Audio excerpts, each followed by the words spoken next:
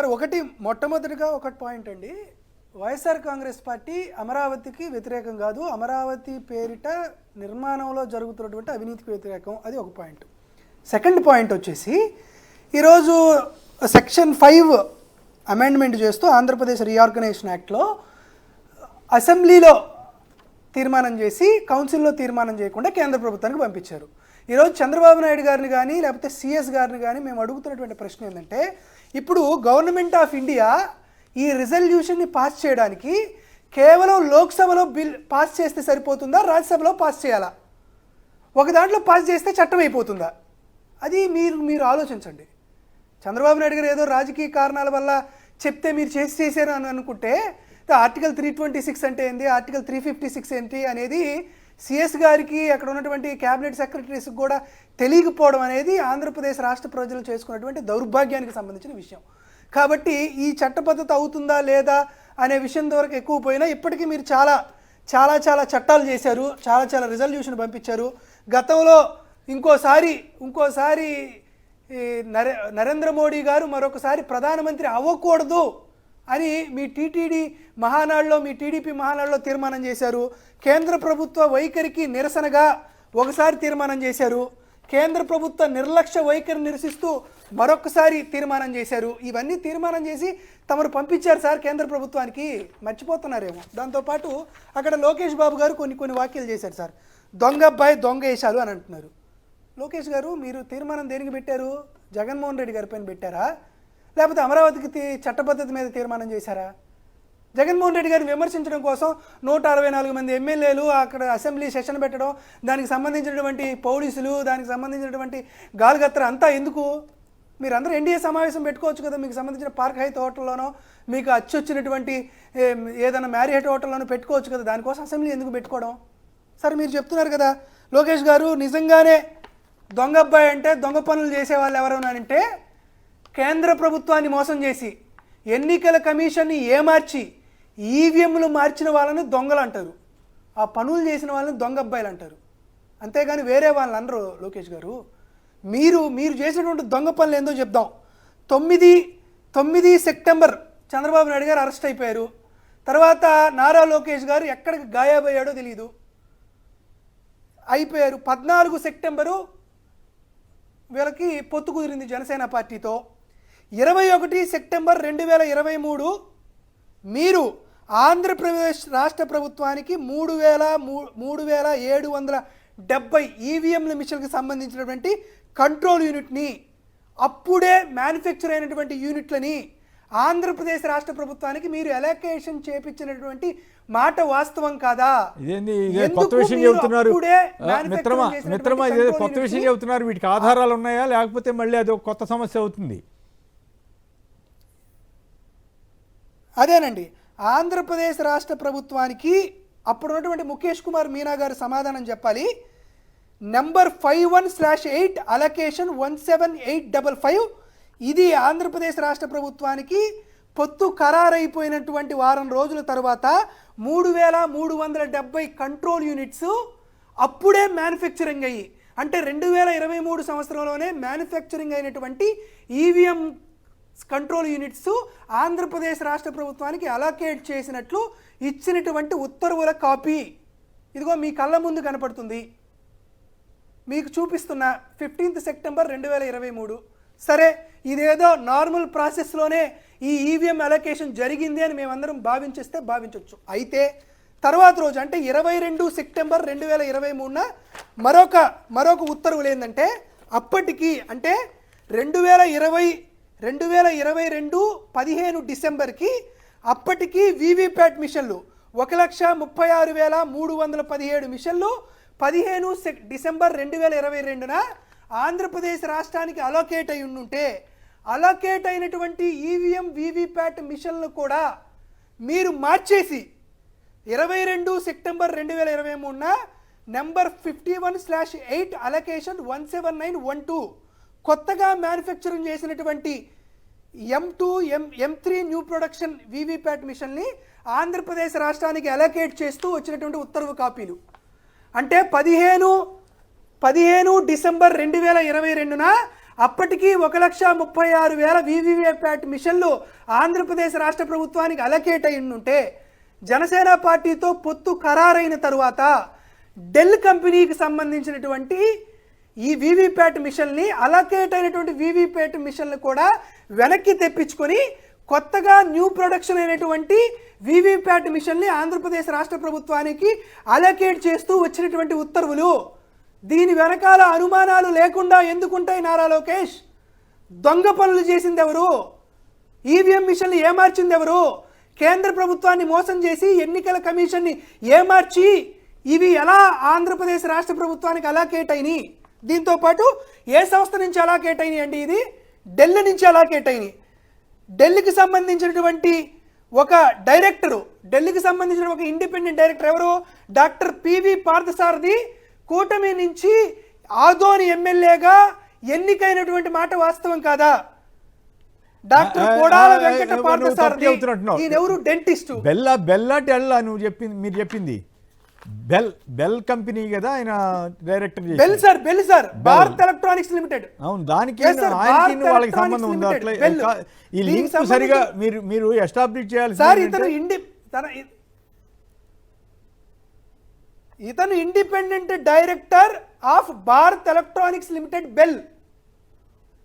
అయితే ఏమిటి అది కదా సమస్య? ఇతను బెల్కి ఇండిపెండెంట్ డైరెక్టర్గా ఉన్నాడు. అవును సార్. ఇప్పుడు బెల్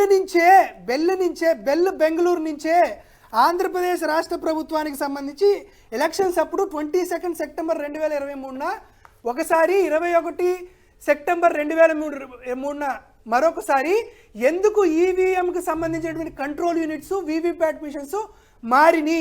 ఇది మేము అడిగినటువంటి ఏకైక ప్రశ్న. దీనికి ముఖేష్ కుమార్ మీనా గారు సమాధానం చెప్పాలి. ఈరోజు ఆంధ్రప్రదేశ్ రాష్ట్ర ప్రభుత్వంలో గీన్సు చూపిస్తూ జిఏడిలో కీలక బాధ్యతలు పగడుస్తూ ప్రిన్సిపల్ సెక్రటరీగా ఉన్నటువంటి ముఖేష్ కుమార్ మీనా గారు సమాధానం చెప్పి తీరాల్సిందే. వీటి మీద చర్చ జరగాలి సార్. నారా లోకేష్ గారు మీకు చెబుతున్నాం, ఈరోజు మీకు అధికారం ఉందని, ఈరోజు మీకు చాలా వెసులుబాట్లు ఉన్నాయని మా పైన కేసులు పెట్టచ్చు, అరెస్టులు చేయొచ్చు, రిమాండ్లకు పంపించు, ఏమైనా చేయొచ్చు. కానీ మాకు శక్తి వచ్చిన రోజు, మాకు సామర్థ్యం వచ్చిన రోజు, మాకు అధికారం వచ్చిన రోజు మీరు ఏదైతే అవినీతి చేశారో, అక్రమాలు చేశారో, అన్యాయాలు చేశారో, కేంద్ర ప్రభుత్వాన్ని, ఎన్నికల కమిషన్ని మోసం చేసి ఏమార్చి ఏవైతే తప్పులు చేశారో వాటన్నిటికీ కూడా తగిన స్థాయిలో చట్టబద్ధంగా, న్యాయబద్ధంగా ఖచ్చితంగా డైరెక్ట్ గా లోకేష్ గారికి ఎట్లా ఆపాదిస్తారు? దానికి ఆయనకేం సంబంధం? అది ఆయన గవర్నమెంట్ లో లేరు కదా సార్. అందుకనే సార్ మేము అదే చెప్తున్నాం సార్. మీరు లోకేష్ గారికి ఉన్నటువంటి సంబంధం ఏంటని ప్రశ్నిస్తున్నాం. లేదు, ముఖేష్ కుమార్ మీనా గారు కదా అప్పుడు సీఈఓగా ఉంది, మీరే కదా కేంద్ర ప్రభుత్వానికి మాకు కొత్త ఈవీఎం మిషన్లు, సిపి యూనిట్స్ ఇవి కావాలి అని చెప్పి మీరే కదా లేఖ రాసింది. సో మీరే బయట పెట్టండి అంటున్నాం. ముఖేష్ కుమార్ మీనా గారే మాట్లాడమని చెప్తాం. కారణాలు ఏంటి? Why is this procedure labs ఎందుకు వచ్చినాయి? కొత్తగా ఎందుకు తీసుకురావాల్సి వచ్చినాయి? ఎందుకు జనసేన పార్టీతో పొత్తు పెట్టుకున్న తర్వాత, చంద్రబాబు నాయుడు గారు అరెస్ట్ అయిన తర్వాత ఎందుకు ఇటువంటి కార్యక్రమాలన్నీ జరిగినాయి? సంవత్సరం క్రితం అలాకేట్ అయినటువంటి వీవీప్యాట్ మిషన్స్ ఎందుకు ఇప్పుడు మార్చాల్సినటువంటి అవసరం ఎందుకు వచ్చింది? దానికి సంబంధించినటువంటి మీరు చేసినటువంటి వ్యవహారాలు అవన్నీ కావాలి కదా. దీనికి సంబంధించినటువంటి FLC reports, first level checking ఎప్పుడెప్పుడు జరిగినాయి, దాంట్లో ఏమేం ప్రాబ్లమ్స్ వచ్చినాయి, ఎవరెవరు దీనికి అటెండ్ అయ్యారు, దీనికి సంబంధించిన ఇష్యూస్ అన్నీ మీరు చెప్పాలి కదా. ఒకసారి చెప్తున్నాను సార్, మాకు పోలింగ్ స్టేషన్ ఎఫ్ఎల్సి ఈవీఎంస్ 9/11/2023కి సంబంధించి టీడీపీకి సంబంధించిన వాళ్ళు, ఇది విజయనగరం నియోజకవర్గం, టీడీపీకి సంబంధించిన వాళ్ళు 1, 2, 3, బీజేపీకి సంబంధించిన వాళ్ళు 4, ఆమ్ ఆద్మీకి సంబంధించిన వాళ్ళు 5, బీఎస్పీలు మొత్తం 9 మంది ఉంటే కూటమికి సంబంధించిన వాళ్ళు 5 దీంట్లో పార్టిసిపేట్ చేస్తారు. 151 మంది ఎమ్మెల్యేలు ఉన్నటువంటి వైఎస్ఆర్ కాంగ్రెస్ పార్టీ తరపు నుంచి ఒక్కరికి మాత్రమే అవకాశం ఇచ్చారు ఫస్ట్ లెవెల్ చెకింగ్కి సంబంధించి. దానికి సంబంధించినటువంటి ఉత్తర్వులు ఈ విజయనగరానికి సంబంధించినటువంటిది చూపిస్తున్నాం. అంటే పార్టీ లెక్క ఇంతకు మించి మేము ఎన్ని సాక్ష్యాధారాలు చూపించాలి దీనిపైన స్పష్టంగా? పార్టీకి ఒకళ్ళంటే అవును సార్, మరి టీడీపీ నుంచి ఎందుకు ముగ్గురు వెళ్ళారంటున్నా? కూటమికి గవర్నమెంట్ కి సంబంధం ఉండదు. టీడీపీ నుంచి ముగ్గురు ఎందుకు వెళ్ళారని అడుగుతున్నాం సార్. టీడీపీ గారు మీకు వినపడుతుందా? టీడీపీ నుంచి ముగ్గురు ఎందుకు వెళ్ళారు? టీడీపీ నుంచి ఎవరు వెళ్ళారు? ఓకే, కేవీఎస్ఎన్ రాజు గారు, కేవీఎస్ఎన్ రాజు గారు, ఈయన ఐడెంటిటీ నెంబరు 3800973305. ఇంకొకరు టీడీపీ నుంచి జి పవన్ కుమార్ అనుకుంటా ఆయనది. ఇంకొకరు టీడీపీ నుంచి వీలా రవి. ముగ్గురు టీడీపీ వాళ్ళని పంపించి ముగ్గురు టీడీపీ నుంచి వచ్చి మొత్తం వెళ్ళిందే 9 మంది. ముగ్గురు టీడీపీ నుంచి వెళ్ళి వైఎస్ఆర్సీపీ నుంచి ఒకరినే ఎందుకు అలొకేట్ చేశారు ఫస్ట్ లెవెల్ చెకింగ్ లో? ముఖేష్ కుమార్ మీనా గారిని మేము అడుగుతున్నాం, ఇది ప్రజాస్వామ్యం అనుకుంటున్నారా లేకపోతే నారాస్వామ్యం అనుకుంటున్నారా? వీటన్నిటిపైన స్పష్టంగా ఈరోజు కాకపోతే రేపైనా వస్తాయి. ఈరోజు 164 మంది ఎమ్మెల్యేలు ఉన్నారు కదా అని చెప్పి మీరు రెడ్ బుక్ రాజ్యాంగాన్ని అమలు చేసి ప్రశ్నించేటువంటి నాగార్జున యాదవ్ లాంటిపైన దాడులు, దౌర్జన్యాలు, అరెస్టులు, రిమాండ్లు చేసుకుంటూ పోతే ఒక్క నాగార్జున యాదవ్ పోతే వైఎస్ఆర్ కాంగ్రెస్ పార్టీకి 1000 మంది నాగార్జున యాదవ్లు వస్తారు. కాబట్టి చూద్దాం, మాకు టైం వచ్చింది, సందర్భం వచ్చింది, ఇవన్నీ బయటపడేటువంటి ఆలోచనలు వస్తాయి. దీనికి సంబంధించినటువంటి ఖచ్చితంగా లోకేష్ గారు, ముఖేష్ కుమార్ మీనా గారు ఖచ్చితంగా ఏదో ఒక రోజు చట్టసభల ముందో లేకపోతే న్యాయస్థానాల ముందు సమాధానం చెప్పేటువంటి సందర్భము, పరిస్థితి ఖచ్చితంగా రాకుండా మానదు. కాబట్టి వెయిట్ అండ్ సీ లోకేష్ గారు అన్న మాటకి. ఓకే, ఫైనల్ గా రామ్నాథ్ గారు చెప్పండి, మళ్ళీ కొత్త ఇష్యూ ఏదో రేజ్ చేశారు, మీకేమనిపించింది? కానీ ఇలాంటివి జరిగింటే ఇది తేల్చాలంటే పెద్ద స్థాయిలోనే పోరాటం చేయాల్సిన అవసరం ఉంది. ఇప్పుడు ఏమో సింపుల్ గా చెప్తారు, లేదు అవి తీసుకెళ్లి ఇది తెచ్చాము, అంత ప్రొసీజర్ ప్రకారమే జరిగింది అని కూడా వాళ్ళు చెప్పడానికి ఉంటుంది. సో దీన్ని డీకోడ్ చేయాలి, నిజంగా ఇది జరిగిందంటే ఒక పెద్ద స్థాయిలో అయితే పోరాటం చేయాల్సిన అవసరం అయితే ఉంది. కాకపోతే ఇవన్నీ చూస్తూ ఉంటే వాళ్ళు ఎక్కడా కూడా మేము నిబంధనలు ఉల్లంఘించలేదు, ఆ పాత ఈవీఎంలు పంపించి కొత్త ఈవీఎంలు తెచ్చాము అని కూడా చెప్పుకోవడానికి అవకాశం ఉంటుంది. ఇవన్నీ ఉన్నాయి. కాబట్టి ఇది మొత్తం ఫస్ట్ నుండి కూడా పరకాల ప్రభాకర్ గారు చెప్పిన ఇవన్నీ లక్షల ఓట్లు తారుమారయ్యాయి అంటున్నప్పుడు దీని మీద ఒక పెద్ద స్థాయిలో పోరాటం చేయాల్సిన అవసరం ఉంది.